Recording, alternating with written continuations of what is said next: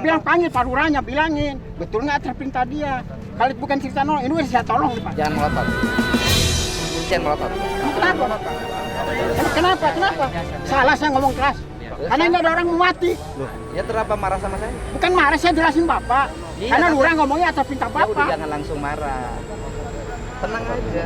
Ya, tenang kok, bukan apa-apa, saya ngomong. Ya, saya, kalau tukang Saya ngomong Pak dengerin, Gubernur kalau nih. tukang nolong orang, saya tukang nolong orang. Ya udah kenapa emang? Bapak malah ngapa? Ya bukan nolong. Bapak ngotot nggak apa-apa, saya nggak boleh ngotot. Bukan begitu. Makanya kalau Bapak nggak ngotot, oke saya nggak Anda ngotot. siapa? Saya kenapa? Ada siapa? Orang Karawang, kenapa? Saya tahu. Gunaan emang kemenang. Saya ngebela orang mau mati. Ya, Wajar dong saya panik Pak. Itu Hah? aja udah masalahnya itu aja. ya udah nanti dibereskan. Kabarin Ya, aja. siapa itu? Hah? Saya tanggung jawab. Barin Sekarang dia mau aja. dipindahin ke dokter. Ya kita urusin. Ya udah. Tukang uruskan rumah sakit Tonggoro Sakieu atuh. Kita nolong orang. Masalahnya. Gua nolong orang mau mati gua tolong. Kenapa harus gua yang disalahin? Jangan digituin, gua balik kerja gua. Udah. Nggak takut gua. Nanti saya tangani, kan saya biasa nangani orang susah, orang miskin. Kayak gini, Pak. Operasi jantung. Saya tadi minta tolong. Disuruh Pak Dokter Rodi belum datang. Terpaksa saya bayar dulu biar bisa Ya, sini. udah diganti belum Bang yang dibayar? Belum. Desember kita. Hah? Belum. Di Belum. Nggak masalah saya kalau ini tertangani. Berarti saya nggak mau jelek pemerintahan. Ya.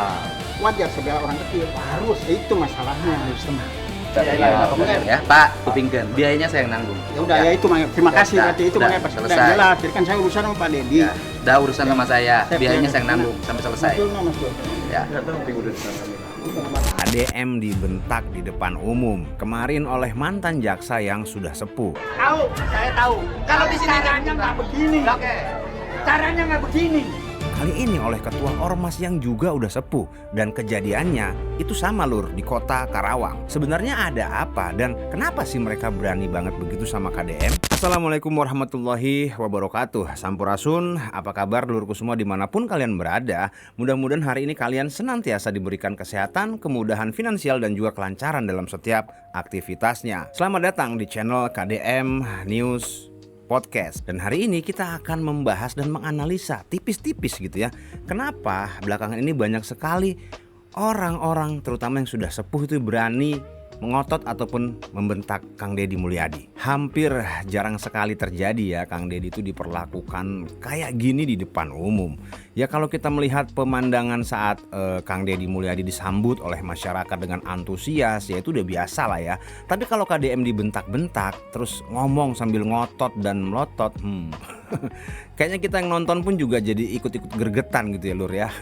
Bahkan sempat terlihat Kang Deddy pun ya kepancing juga gitu. Ya wajar sih, KDM juga kan manusia biasa, yaitu hal refleks lah gitu. Saat lawan bicara kita ngotot, ya kita juga pasti kebawa suasana juga gitu ya kan. Nah ditambah mungkin juga Kang Deddy ya lagi capek banget gitu pastinya.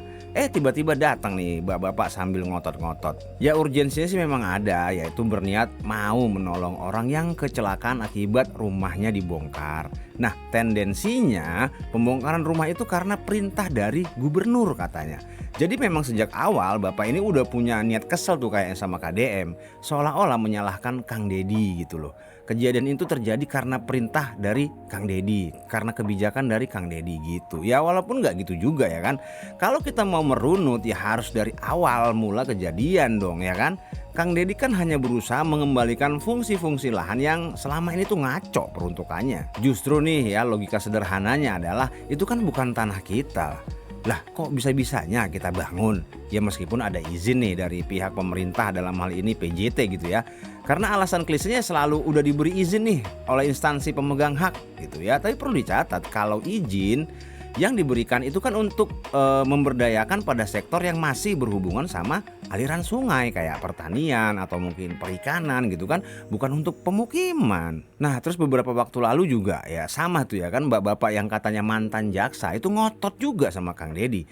Katanya dia memiliki hak karena udah sewa. Ini masalahnya sama juga Lur ya, masalah lahan PJT gitu. Nah ini kan logikanya gimana gitu, kita sewa mobil nih misalnya gitu ya, terus kita bisa gonta-ganti gitu cat mobilnya sesuai selera kita, atau kita ganti velgnya gitu, atau malah kita jual nih mobilnya padahal mobil sewaan gitu. Kan kita udah sewa, ngaco nggak tuh? Nah, yang jadi pertanyaan adalah kok yang ngotot ini rata-rata sudah sepuh ya? Apa mereka merasa lebih tua dibanding Kang Deddy? Ya justru kalau kita lebih tua, ya seharusnya kita kasih contoh yang baik lah ke yang lebih muda, bener nggak Lur? Ya memang ini nih yang masih menjadi momok nih ya di wilayah kita lah khususnya, karena merasa sudah tua gitu, seakan ngerti ya semuanya. Karena sudah sepuh seakan pengalamannya tuh jauh lebih banyak. Ya kan belum tentu juga. Kalau pengalaman hidup pribadi sih ya mungkin iya gitu. Tapi kalau udah berhubungan sama pengetahuan, pola pikir, sudut pandang, peraturan atau apapun lah ya, yang melibatkan keilmuan ya belum tentu. Iya kalau pas mudanya banyak belajar. Ya kalau cuma tidur seharian mau dapat pengalaman dari mana kan? Ya kita sama sekali nggak benci nih ya sama senior-senior gitu ya. Hanya kalau kita belajar dari video ini seolah keberanian dan nyali yang tinggi itu menjadi tolok ukur kehormatan maupun harga diri seseorang. Ini kan udah jadul banget pola pikir kayak gini. Justru kita akan bisa lebih hormat terhadap orang tua yang santun, kalem, tapi bicaranya itu berisi.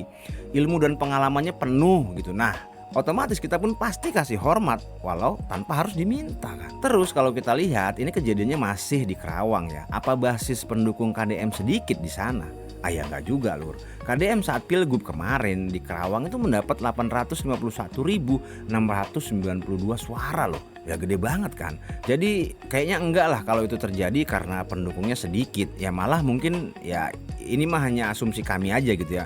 Bisa jadi mereka kecewa nih karena udah ngedukung malah kena gusur. Ya memang kadang kebenaran tuh pahit sih. Kalau kita melihat gebrakan ini, sebenarnya ini tuh demi masyarakat juga kan.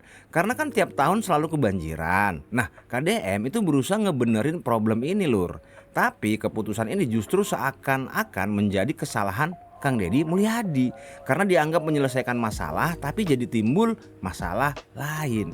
Yakni banyak warga terdampak penggusuran yang kehilangan tempat tinggal. Padahal kami tuh yakin ya KDM tuh nggak senaif itu Lur.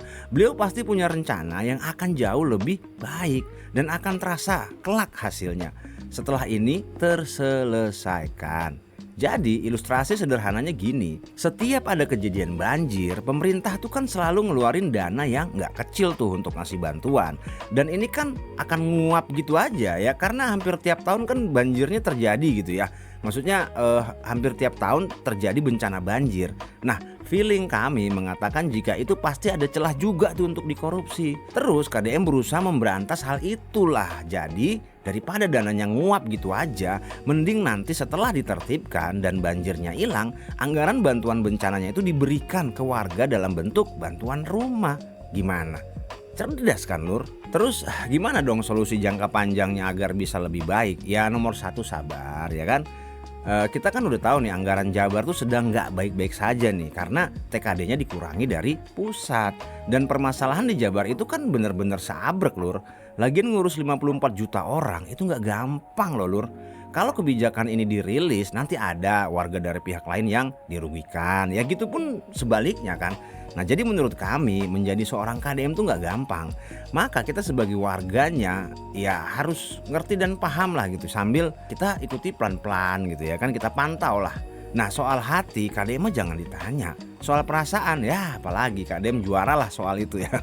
Jadi yuk kita support KDM dengan segala kebijakannya yang memang berpijak dan berpihak pada kebenaran serta keadilan. Tahun depan insya Allah kita sudah mulai bisa merasakan dampak dari kebijakan Kang Deddy ini. Oke Lur, mungkin gitu dulu untuk video kali ini. Sebelumnya kami mohon maaf apabila ada fakta, data, opini maupun narasi yang masih belum tepat. Buat Lur semua yang ingin memberikan komentar, silakan memberikan komentar yang baik dan juga bijak. Jangan pernah mendiskreditkan siapapun ya Lur ya. Sampai jumpa di video selanjutnya. Kami undur diri dulu. Assalamualaikum warahmatullahi wabarakatuh. Hatur nuhun.